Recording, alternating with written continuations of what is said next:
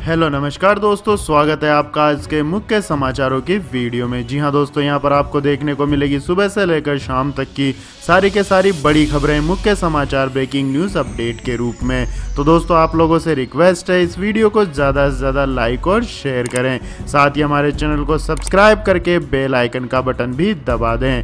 तो दोस्तों, सीधे चलते हैं आज की पहली बड़ी खबर की ओर। लॉकडाउन 3.0 के बीच राजस्थान सरकार का बड़ा फैसला, बिना पास राज्य भर में लोग कर सकेंगे आवाजाही। जी हां दोस्तों, राजस्थान सरकार ने लॉकडाउन 3.0 खत्म होने से एक सप्ताह पहले ही लोगों को बड़ी राहत दे दी है। राजस्थान की अशोक गहलोत सरकार ने राज्य के भीतर लोगों को आवाजाही की छूट दे दी है और इसके लिए लोगों को पास की आवश्यकता नहीं होगी और सुबह 7 बजे से शाम 7 बजे के बीच यात्रा की जा सकती है। हालांकि कंटेनमेंट इलाकों के लिए ये छूट नहीं दी गई है। राज्य के एक जिले से दूसरे जिले में इस तरह आवाजाही की छूट देने वाला राजस्थान देश का पहला राज्य है। इसके बाद दोस्तों रुक करते हैं अगली बड़ी खबर का। अगले 2-3 दिन में हो सकता है बड़े राहत पैकेज का ऐलान। जी हां दोस्तों, केंद्रीय मंत्री नितिन गडकरी को उम्मीद है कि केंद्र सरकार अगले 2-3 दिन में नए राहत पैकेज की घोषणा कर सकती है। उन्होंने सोमवार को कहा कि आरबीआई द्वारा लोन के भुगतान पर घोषित 3 माह के मोरेटोरियम के बावजूद स्थिति बहुत खराब है। एमएसएमई, सड़क परिवहन और राजमार्ग मामलों के मंत्री ने कहा है कि सरकार उद्योग के साथ खड़ी है, लेकिन इंडस्ट्री को भी यह समझना होगा कि सरकार की अपनी सीमाएं होती है। गडकरी ने कहा है कि सभी को बचाने के लिए हम अपने स्तर से हर संभव प्रयास करते रहेंगे। और राहत पैकेज के बारे में नितिन गडकरी ने कहा कि वह 2-3 दिन में सरकार की ओर से पैकेज की उम्मीद कर रहे हैं। इसके बाद दोस्तों जानते हैं अगली बड़ी खबर। प्रधानमंत्री के साथ मुख्यमंत्रियों की हुई बैठक में बिहार, महाराष्ट्र, पंजाब, पश्चिम बंगाल और तेलंगाना के मुख्यमंत्रियों ने की लॉकडाउन बढ़ाने की मांग। जी हां दोस्तों, इस महामारी के बढ़ते मामलों के बीच देश में लॉकडाउन से बाहर निकलने के लिए सोमवार को पीएम नरेंद्र मोदी ने मुख्यमंत्रियों से बात की और यह 5वां मौका है जब इस महामारी के बीच मुख्यमंत्रियों से पीएम नरेंद्र मोदी ने बात की। और इस मीटिंग के दौरान तेलंगाना के सीएम चंद्रशेखर राव, महाराष्ट्र के मुख्यमंत्री उद्धव ठाकरे, पंजाब के मुख्यमंत्री अमरिंदर सिंह और महाराष्ट्र की मुख्यमंत्री ममता बनर्जी ने आगे बढ़ाने की बात कही और इनका समर्थन बिहार के मुख्यमंत्री नीतीश कुमार ने भी किया, क्योंकि दोस्तों अभी भी यह महामारी देश के अंदर काबू में नहीं आई है और हर रोज नए नए मामले आ रहे हैं, जिसके चलते राज्य सरकारों ने लॉकडाउन को और आगे बढ़ाने का पीएम नरेंद्र मोदी से निवेदन किया। इसके बाद दोस्तों रुक करते हैं अगली बड़ी खबर का। राहुल गांधी ने संशोधित श्रम कानून को लेकर केंद्र सरकार पर उठाए सवाल और कहा इससे होगा मजदूरों का शोषण। जी हां दोस्तों, कांग्रेस के पूर्व अध्यक्ष राहुल गांधी ने कई राज्यों में श्रम कानून में संशोधन किए जाने की आलोचना करते हुए सोमवार को कहा है कि इस महामारी के संकट में श्रमिकों के शोषण और उनकी आवाज दबाने का बहाना नहीं हो सकता। उन्होंने ट्वीट किया, अनेक राज्यों द्वारा श्रम कानूनों में संशोधन किया जा रहा है। हम इस महामारी के खिलाफ मिलकर संघर्ष कर रहे हैं, लेकिन ये मानव अधिकारों को रौंदने, असुरक्षित कार्यस्थलों की अनुमति, श्रमिकों के शोषण और उनकी आवाज दबाने का बहाना नहीं हो सकता।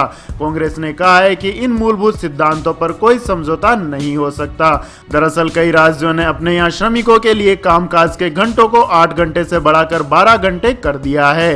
कांग्रेस के नेता पिछले कई दिनों से श्रम कानूनों में बदलाव का विरोध कर रहे हैं। तो दोस्तों, मजदूरों के काम करने के घंटे क्या बढ़ाना उचित है? कमेंट करके अपनी राय दें। इसके बाद दोस्तों जानते हैं अगली बड़ी खबर। कंस्ट्रक्शन उद्योग से जुड़े 40,000 मजदूरों के खाते में मई में फिर इतने रुपए देगी केजरीवाल सरकार। जी हां दोस्तों, दिल्ली के सीएम अरविंद केजरीवाल ने कंस्ट्रक्शन मजदूरों को इस महीने एक बार फिर से 5,000 रुपए देने का ऐलान किया है। पिछले 1.5 महीने से भी ज्यादा समय से निर्माण कार्य में लगे ये मजदूर बेरोजगार हैं। इसी को ध्यान में रखते हुए दिल्ली सरकार ने लगातार दूसरे महीने इन मजदूरों को 5,000 रुपए देने की घोषणा की है। दिल्ली के श्रम मंत्री गोपाल राय ने कहा है कि इसके लिए ऑनलाइन रजिस्ट्रेशन प्रक्रिया 15 मई से शुरू की जाएगी। दिल्ली सरकार का दावा है कि इस योजना से करीब 40,000 मजदूरों को फायदा होगा। इससे पहले मार्च महीने में लॉकडाउन के बाद मुख्यमंत्री अरविंद केजरीवाल ने निर्माण कार्य में लगे मजदूरों को 5,000 रुपए देने का ऐलान किया था।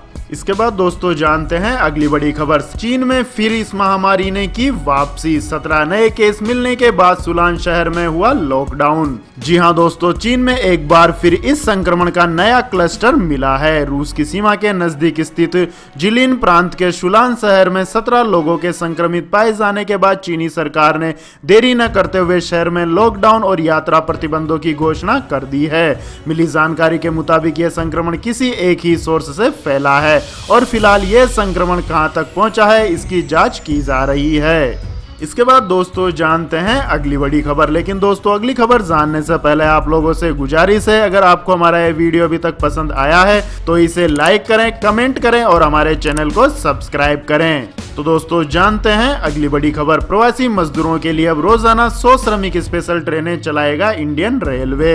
जी हां दोस्तों, लॉकडाउन के दौरान राज्य सरकारों के साथ मिलकर प्रवासी मजदूरों को घर पहुंचाने के लिए केंद्र सरकार ने फिर बड़ा ऐलान किया है। केंद्र सरकार की ओर से सोमवार को जानकारी दी गई है कि रेलवे प्रवासी मजदूरों को तेजी से उनके गृह राज्य पहुंचाने के वास्ते अब प्रतिदिन 100 श्रमिक स्पेशल रेलगाड़ियां चलाएगा। केंद्र सरकार ने कहा है कि इस महामारी से निपटने के लिए देश के विभिन्न हिस्सों में फंसे 5 लाख से अधिक प्रवासी श्रमिकों को उनके गृह राज्य पहुंचाने के लिए गत 1 मई से इस तरह की 468 रेलगाड़ियां चलाई गई हैं। इसमें से 363 रेलगाड़ियां अपने गंतव्य स्थान पर पहुंच चुकी हैं, जबकि 105 रेलगाड़ियां रास्ते में है।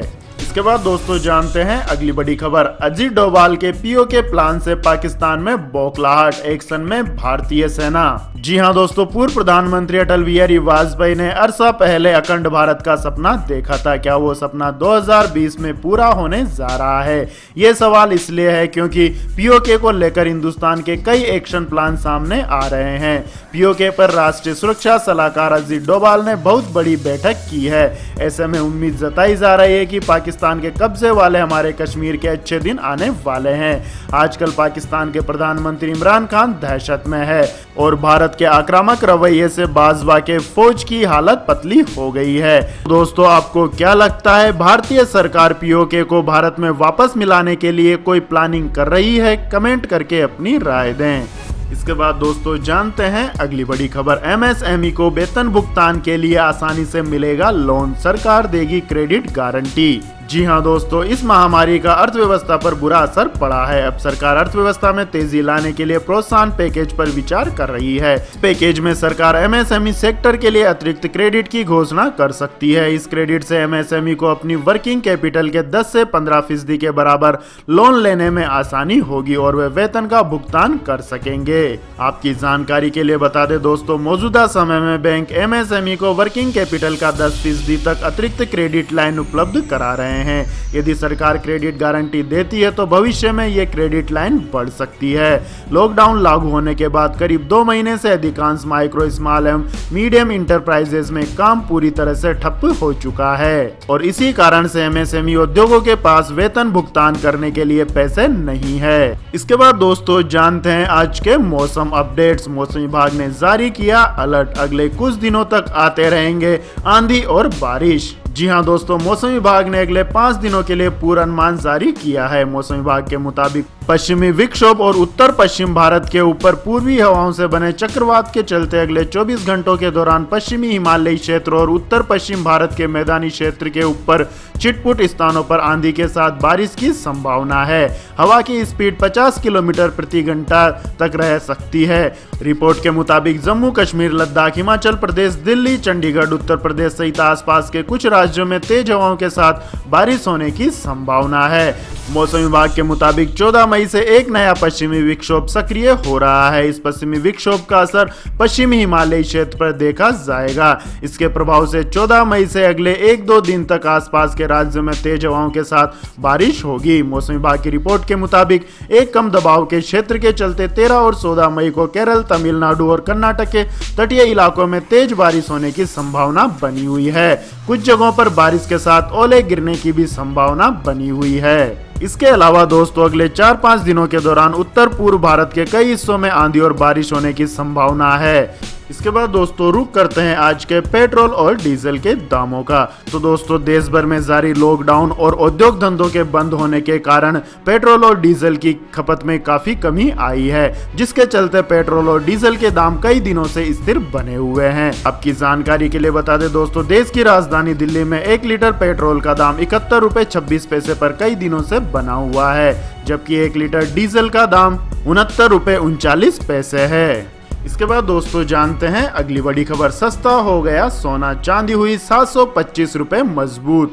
जी हाँ दोस्तों, सोने चांदी की कीमतों में सोमवार को बड़ा बदलाव देखने को मिला है। लॉकडाउन 3.0 के बीच आज सोना सस्ता हो गया है। 24 कैरेट सोने का भाव आज शुक्रवार के मुकाबले 368 रुपए प्रति 10 ग्राम सस्ता होकर 45,924 रुपए पर आ गया है। वहीं शुक्रवार को यह 46,292 रुपए प्रति 10 ग्राम पर पहुंच गया था। वहीं 1 किलोग्राम चांदी का भाव 725 रुपए बढ़कर 43,325 रुपए हो गया है। इसके बाद दोस्तों जानते हैं अगली बड़ी खबर है। सस्ते में लॉन्च हुआ Realme Narzo 10। फोन में 48 मेगापिक्सल के 4 कैमरे और कई खास फीचर्स। जी हाँ दोस्तों, Realme ने कल अपने 2 स्मार्टफोन Narzo 10 और Narzo 10A को लॉन्च कर दिया है। इन फोन का भारतीय बाजार में काफी समय से इंतजार किया जा रहा था और आखिरकार इन दोनों फोनों पर से पर्दा उठा दिया है। इन दोनों फोनों में से Narzo 10 की बात करें तो इसकी सबसे खास बात इसकी कम कीमत में 5000 mAh की बैटरी और कार्ड कैमरा सेटअप है। Realme Narzo 10 में 6.5 इंच का HD+ डिस्प्ले दिया गया है, जिसका रेजोल्यूशन 720x1600 पिक्सल्स है। स्क्रीन की प्रोटेक्शन के लिए 2.5D कॉर्निंग गोरिल्ला ग्लास दिया गया है। स्मार्ट एंड्रॉइड फोन 10 पर based Realme UI operating system पर काम करता है और इस फोन की कीमत 11,999 रुपए रखी गई है। तो यह थी दोस्तों आज की सभी महत्वपूर्ण बड़ी खबरें। तो दोस्तों आपको हमारा ये वीडियो कैसा लगा कमेंट करके जरूर बताएं और हमारे इस वीडियो को अधिक से अधिक लाइक और शेयर करें।